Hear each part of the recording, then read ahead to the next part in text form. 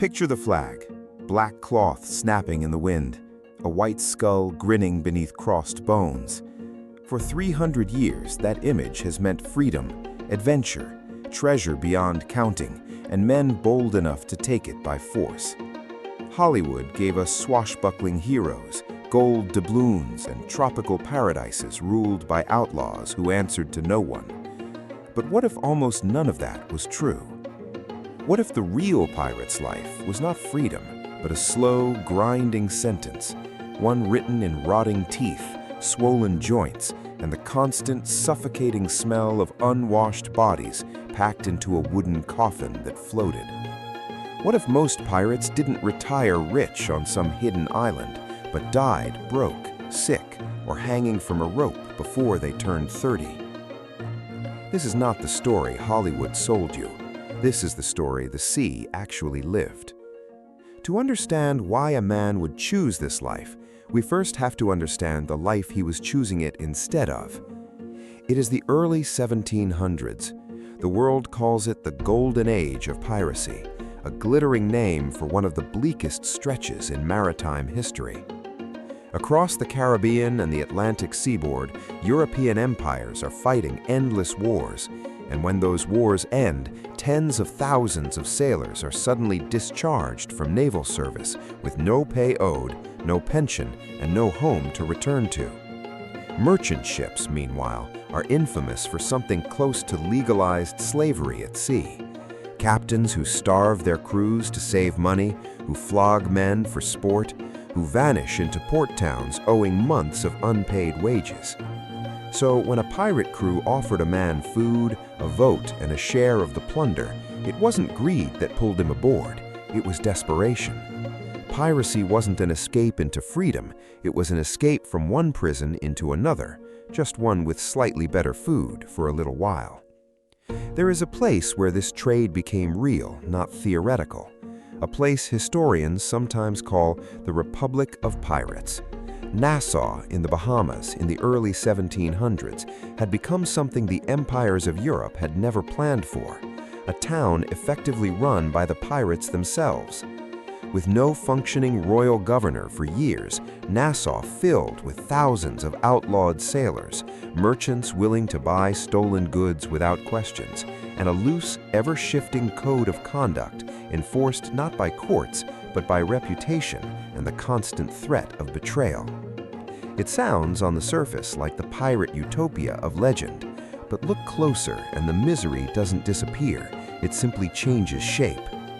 Fresh water on the island was scarce and often fought over. Disease spread easily through a population living in makeshift camps and overcrowded taverns. There was no real law to protect a man who was cheated, robbed, or beaten by his own kind. The famous pirate haven wasn't paradise, it was a refugee camp for men the rest of the world had already sentenced to death, drinking themselves through the short time they had left. Let's go below deck. Not the polished wooden cabins of the movies, the real hold. It is dark, almost always. Sunlight barely reaches past the upper deck, so men work and sleep by the dim, dangerous flicker of a single lantern, always one spark away from setting the entire ship and everyone on it on fire. The air down here doesn't just smell bad, it is a living thing.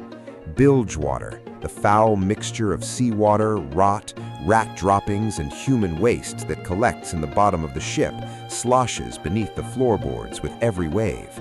Sailors of the era describe the stench as something that clung to your skin, your clothes, your food. There was no fixing it.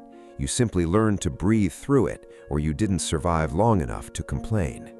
And the rats were not a minor inconvenience. Ships carried hundreds of them, gnawing through rope, through sailcloth, through the meager food stores that every man's only defense against starvation.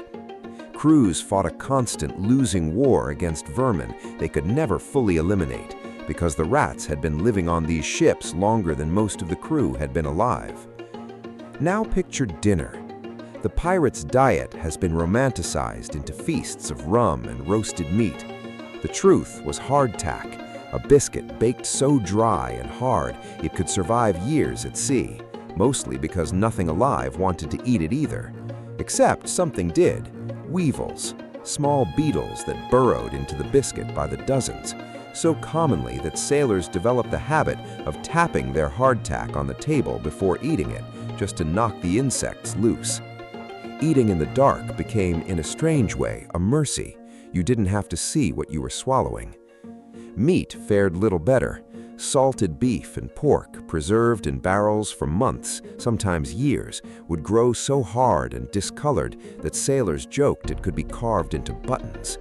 And clean water, true clean water, was a luxury that simply did not exist on a long voyage. Water stored in wooden casks turned slimy and foul within weeks, growing algae and bacteria that turned drinking into a gamble. This is precisely why rum, beer, and grog weren't enjoyed for flavor. They were a survival tool. Alcohol, fermented and more stable than water, was often the safer choice, which meant that pirate crews weren't merely fond of drink. In many cases, they were drinking instead of dying of thirst. But hunger and filth were not the worst enemies on board. The real killer didn't carry a sword. It was invisible, and it was patient: scurvy. A disease so common at sea that for centuries sailors simply accepted it as the price of the ocean, the way we might accept a cold during the winter. Caused by a lack of vitamin C, something 18th century sailors had no understanding of, scurvy began quietly: fatigue, aching joints, then the gums would swell and darken, teeth would loosen and fall out, old wounds would reopen as if the body itself were unraveling. Left untreated, it killed. Naval records of this era are staggering. On long voyages without fresh fruit or vegetables, scurvy could claim more lives than combat, storms, and shipwreck combined. Pirates, who rarely had reliable access to fresh fruit or vegetables, lived under this same shadow, a slow biological countdown that had nothing to do with Connor fire and everything to do with simple, cruel nutrition. And scurvy had company: dysentery, spread through contaminated water and packed, unsanitary quarters, tore through ships in waves, leaving men weak, dehydrated, and humiliated by a disease that gave no dignity in its suffering. Malaria and yellow fever stalked Caribbean waters, diseases that didn't care whether you flew a black flag or a national one. Tropical infections turned small wounds, a splinter, a rope burn, a scraped knuckle, into life-threatening emergencies in a world without antibiotics, where the ship's surgeon, if there even was one, might be nothing more than the most literate man on board with a saw and a bottle of rum to dull the pain. This was the truth beneath the legend. A pirate was far more likely to die curled in his own hammock, racked with fever or rotting from infection, than to die in a blaze of cutlass and gunpowder glory. There is no better window into this reality than the most successful pirate captain of the entire Golden Age, a man named Bartholomew Roberts, known to history as Black Bart. Roberts captured an extraordinary number of ships during his short career, more than almost any pirate on record, and yet his own life was austere to the point of strangeness. Accounts describe him as abstaining from heavy drinking, favoring tea over rum, and insisting on discipline and order aboard his ship, in stark contrast to the chaotic, indulgent pirate of legend. His career ended the way nearly all of them did. In 1722, his ship was engaged by a British naval vessel off the coast of West Africa, and Roberts was killed early in the fighting, struck down, according to surviving accounts, by grape shot to the throat. His own crew, honoring his wishes, weighted his body and dropped him into the sea, rather than let it be captured and displayed. Even the most successful pirate captain in recorded history did not retire. He did not grow old. He died at sea in his 30s, and dozens of his surviving crew were captured and put on trial soon after, many of them hanged in one of the largest mass piracy trials of the era. This is the detail the legend conveniently leaves out. Success in piracy did not buy safety, it only delayed the ending. And that ending had a name, and it followed every pirate from the day they raised the black flag. the law.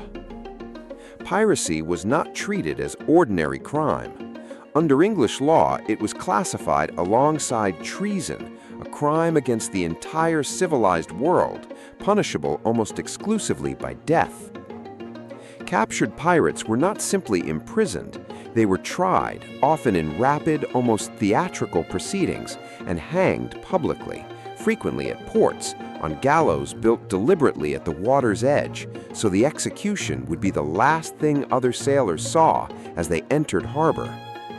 Some bodies were left hanging in iron cages, a practice called gibbeting, displayed for months as rotting warnings to anyone who might consider following the same path. This is the detail the legend conveniently forgets. A pirate's career, statistically, was short, often a matter of a few years at most. Between disease, shipboard accidents, violent storms, battles with naval vessels, and the gallows waiting in nearly every port, the odds of a long and prosperous pirate life were vanishingly small. The skull and crossbones wasn't just a flag of fear flown at enemies. In a very real sense, it was a flag flown over the crew's own future. Even the rare pirates who avoided the noose paid in other ways. Anne Bonny and Mary Read, two of the most well-documented women known to have sailed under the Black Flag, were captured along with the rest of Calico Jack Rackham's crew in 2020. Both were convicted of piracy. Both, according to surviving court records, escaped immediate execution by claiming pregnancy, a claim that under the law of the time delayed hanging. Mary Read did not survive long after. Historical accounts indicate she died in custody, likely of fever, the same kind of illness that had stalked her entire life at sea. Even the legend's most famous escape from the gallows ends not in freedom, but in a prison cell and an early death from disease, the same quiet killer that had been waiting the whole time. So why, knowing all this, did men still choose it? Here lies the genuine surprise in the pirate story. Not treasure, not adventure, but something almost nobody expects: structure. Many pirate crews operated under written agreements, often called articles, which crew members signed or marked before a voyage. These were not vague codes of honor. They were detailed contracts governing the division of plunder, compensation for injuries sustained in battle, rules of conduct on board, and, strikingly, the election of the captain and quartermaster by crew vote. This was, in its own brutal way, a form of democracy almost unheard of in the merchant and naval world of the time, where captains ruled by absolute authority and punishment was handed down without appeal. On a pirate ship, a captain who proved cruel, cowardly, or incompetent could be voted out, sometimes violently, sometimes simply by majority decision. Plunder in many documented crews was divided according to agreed shares, with the captain and quartermaster receiving a larger portion, but not the overwhelming majority a king's officer or company shareholder might claim. Some articles even provided a form of compensation for crew members who lost a limb in battle, an early, crude version of disability pay that didn't exist anywhere else at sea. This is precisely why piracy attracted not just the desperate, but the disillusioned, sailors who had tasted the brutal inequality of naval and merchant service and found, paradoxically, more fairness under a flag that represented lawlessness to the rest of the world. But make no mistake, this democracy did not erase the misery. It simply meant the misery was for once evenly shared. There is one more enemy we haven't named yet, and it was perhaps the most indifferent of them all: the sea itself. No flag, no treasure, no vote could protect a crew from a hurricane in open water. 18th century ships had no warning systems, no satellite imagery, no way to predict the violence building over the horizon until it was already crashing against the hull.